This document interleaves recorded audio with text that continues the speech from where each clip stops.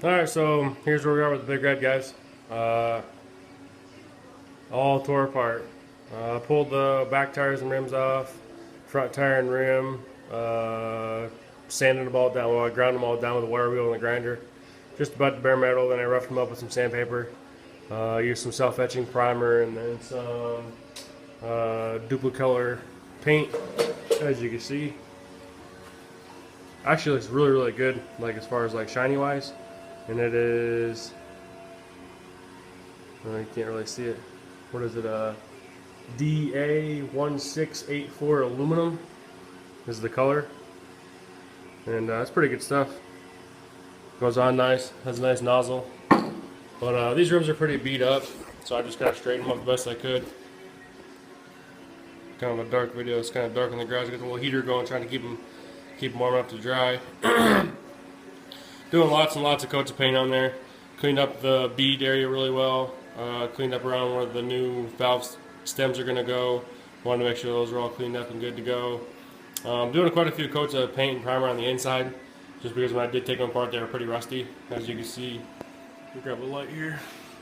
You can see some spots on here where they're actually pretty, like right, yeah, see right there, all that marking, that's all old rust. So the back ones were a lot worse. The front ones more covered up. So the front ones aren't as bad or whatever.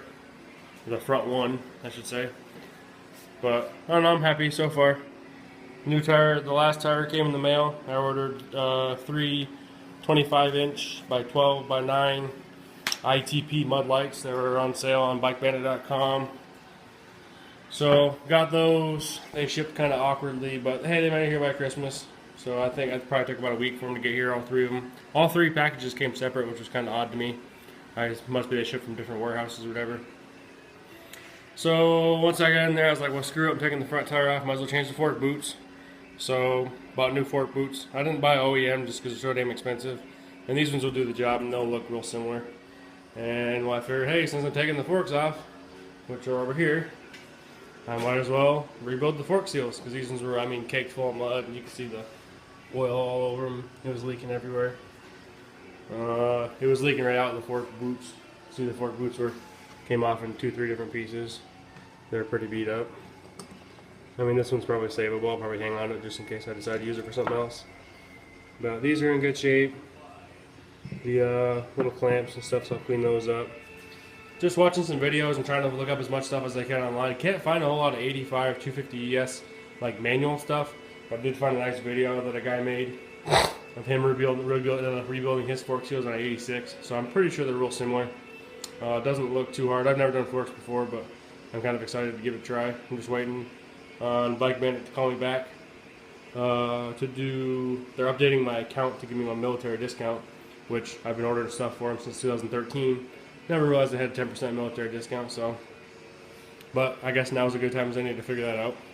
So yeah, you got to pull the front fender, disconnect the brake cable, and you got to disconnect it here off of the actual front forks where it hooks onto the fork lower. Pretty easy. And then there's just these two clamp bolts here on either side. Loosen those up. I just tapped them with a rubber hammer. They pulled out real nice.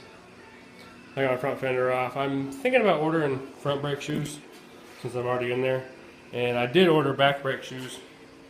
Yeah, you can see in there. Those should be here. I ordered those the same day that I ordered the fork boots, so they should be here soon. But just kind of a quick update of what's going on with these rims. Yeah, that DA1684 aluminum duplicolor from O'Reilly's. And then I use the same. I like to use matching paint and primer. Like if I use duplicolor paint, I like to use duplicolor primer. And with all the rust and stuff like that, I'm not trying to make them look great. I'm more or less trying to make them uniform with all the same color and not really shitty looking. But I wanted to more or less seal them up. So yeah, the duplicolor enamel. Kind of maybe I'll do a couple videos after I ride a little bit. I know these are going to get chewed up when I'm putting the rims on, or I'm putting the tires on, which is fine. I'm putting a bunch of coats of paint, and then what I'll do is I'll leave them off the bead, and then I will squeeze the bead together, and I'll tape them behind there with some painter's tape real quick, and I'll touch them up, let them dry real good, and then I'll put some real good bead sealer on there, and we'll get those all done and ready to go. Beat them up, get them all ready to go. I bought these from O'Reilly's. new valve stems. I figured I already have them apart.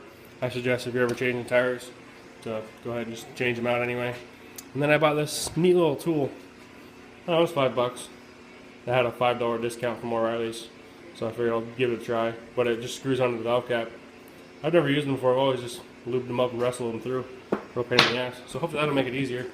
And then I'll be getting these forks rebuilt here as soon as the parts come in. Just not, all I have to do is find out a measurement of how much fluid to put in once I'm done. Other than that, I don't think I'm gonna have any issues. I got a seal puller and seal driver and all that kind of stuff, so I should be able to get those in pretty easily. I guess that's pretty much about it for this video. Just kind of an update of what's going on with the Big Red. And then I'll have a chance to finally get back to working on the Tecate. Gotta mount the gas tank. I got that bolt. Changed the oil again. I did run it for the first time. I got the new clutch cable and I ran it up and down the road. Just put it through all the gears really fast. Doesn't run the best because it has an air box but no air filter. So I didn't like really go very fast on it, and I didn't have a gas tank on it. I just squirted gas into the carburetor. So I'm excited to get that all buttoned up, and we'll see what happens with that. But yeah, I'm pretty excited for these new tires. I think they're gonna look pretty badass. And then the Big Red will be back to being OEM, and well, not OEM, back to being I guess really good condition. I know a lot of people will probably frown on the fact that I'm putting newer big bud tires on a nice looking stock bike, but the reality of it was 2 out of the 3 tires were brand new. One of them leaked, and I figured out why when I took them apart. They had a chunk of stuff stuck in the bead, and they just did a shitty paint job on them. So, and then the one OEM tire, that one didn't hold air at all. So I don't know. I'm excited. We'll see. And hopefully the next video I'll have these things on, or maybe I'll be rebuilding some forks. Thinking about doing a fork rebuild video just to show. I mean, I think it's going to be pretty easy, but just to show the process, because I've had so much issues trying to find videos online or any information really at all for the Big Red fork rebuild. And I imagine they're real similar to the 200 Big Reds or the 200S, 185S, all the ones that had these style forks. They're a little bit different. They don't have like an actual fork top with the little valve stem bleeder on there. But yeah, I think that's just about it for now. Did some more reorganizing since I'm on leave. Put a little shelf over there. There's my little bead breaking tool that I used. I built that up real quick, and then I just put put this long pry bar in there, and put the end of the pry bar into that top loop, and then just pry it up against the bumper of my truck. It worked pretty good. These rims came off very, very hard.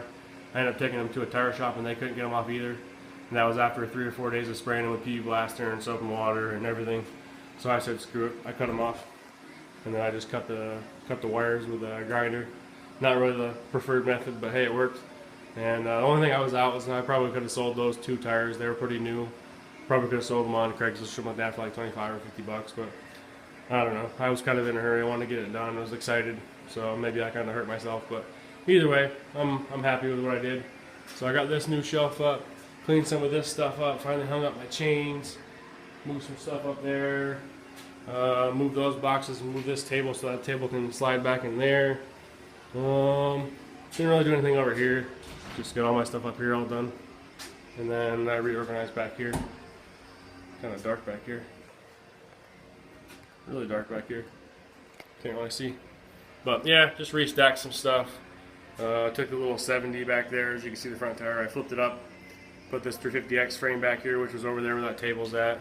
Just went through and reorganized where all my shit's at. Hung some stuff up. I had those shovels and everything were getting in my way. These are some more 350X rims. Not planning on using anytime soon. Hung up some garden tools just to get the shit out of the way. Just moved everything out of the way. But anyway, just a quick update of the garage and everything else. Appreciate you guys watching, and we'll see you next time.